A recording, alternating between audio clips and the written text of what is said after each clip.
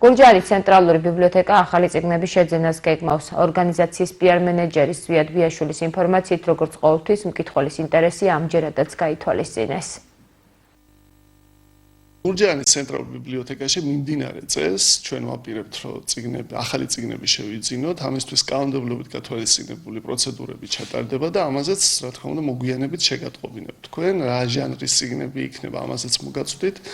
მიმდინარე წელს აუცილებლად ახლა ეს 2026 წელი ახლა დაიწყო და სრულ სტატისტიკას ვერ გეტყვით მთელი წლისას, მაგრამ დარწმუნებული ვარ, დინამიკა ისეთია, რომ მომდევნო წელს უკვე გაზრდილი მკითხველთა რაოდენობითაც შევხვდებით.